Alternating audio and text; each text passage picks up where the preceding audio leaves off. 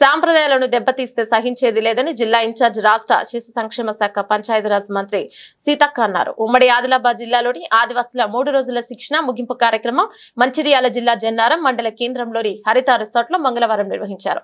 ఈ సందర్భంగా మంత్రి సీతక్క మాట్లాడుతూ అనాదిగా ఆదివాసులు కుల సాంప్రదాయ కట్టుబాట్లకు కట్టుబడి ఉన్నారన్నారు. కాంగ్రెస్ పార్టీ ఆదివాసుల హక్కుల కోసం పోరాడుతుందని, కాంగ్రెస్ తోనే అన్ని సాధ్యమవుతాయని తెలిపారు. ఇక్కడ నేర్చుకున్నది క్షేత్రస్థాయిలో పోయి ప్రచారం చేయడానికి ఇది ఒక సాధనంగా మారిపోయింది.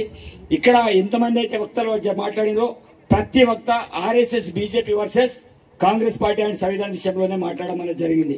కాబట్టి స్పష్టమైన వైఖరి ఏ రకంగా ఉందో చాలా స్పష్టంగా తెలిసిపోయింది. కాబట్టి ఈ కార్యక్రమానికి వచ్చిన ఏమైనా నా పక్షాన ఏమైనా చిన్న చిన్న పొరపాట్లు జరిగినా వచ్చారండి వాళ్ళందరూ కూడా మనస్ఫూర్తిగా మన్నించాలి.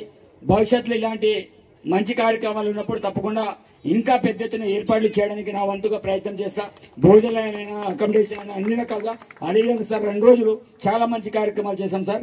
ఏది హాస్పిటల్ పోయి పరిశుభ్రత కార్యక్రమం, అదేవిధంగా ఈ రోజు జనరం టౌన్ అంతా కూడా క్లీన్ అండ్ గ్రీన్ కార్యక్రమం అంటే వర్కర్లు చేయనంత క్లీన్ గా ఈ రోజు మా వాళ్ళందరూ కూడా చేయడం అనేది జరిగింది. ఇక్కడనే పడుకొని ఉన్నారు. కాబట్టి ముఖ్యంగా దాంతో పాటు ఇక్కడ లోకల్ మండల్ టీం సార్ ఎంత సపోర్ట్ చేశారంటే వాళ్ళే స్వయంగా వంటల దగ్గర ఉండేసి ప్రతిదీ ఇస్తారా దగ్గరుండి ఇంత పెద్ద ఎత్తున మన ప్రాంతంలో జరగడం మన అందరి అదృష్టం. మన ప్రాంతానికి రాజు సార్ రావడం గొప్ప. ప్రాంతంలోకి ఇదే గుట్టల్లోకి మైనింగ్ పేరుతోటి రకరకాల వనరులు ఉన్నాయని మరి ఎలాంటి గ్రామ సభలు తీర్మానం లేకుండా బయట నుంచి మరి ఇక్కడ తీసుకొచ్చి పెట్టేటువంటి విధానం బీజేపీ ప్రభుత్వం అనుసరిస్తుంది. దాన్ని మేము తీవ్రంగా ఖండిస్తున్నాం. మా ప్రాంతాలలో ఉన్న వనరులు మాకే దక్కాలనేటువంటి విషయాన్ని కూడా స్పష్టం చేయడం జరుగుతుందని ఈ సందర్భంగా తెలియజేస్తా ఉన్నాం.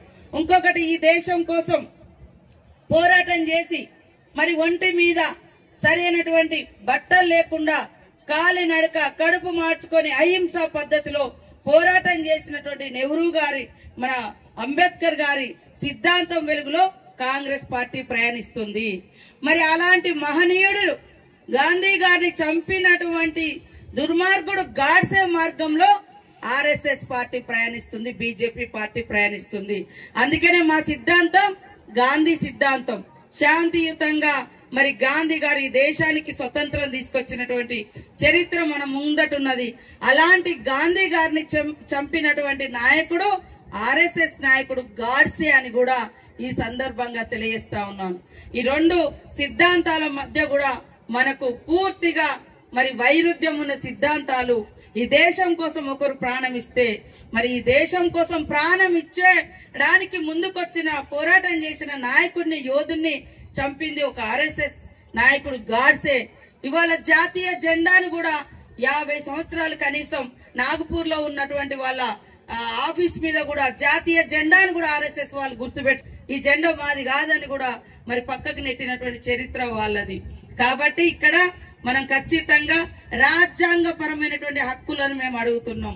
మా తాత ముత్తాతలు మాకు ఇచ్చినటువంటి ఆచారాలు, సాంప్రదాయాలు, హక్కులు మరి అటవీ మీద గాని, గ్రామాలలో గాని, జీవన విధానంలో గాని ఇవన్నీ కాపాడుకుంటేనే అస్తిత్వం ఉంటది అనేటువంటి విషయాన్ని తెలియజేస్తా ఉన్నాం.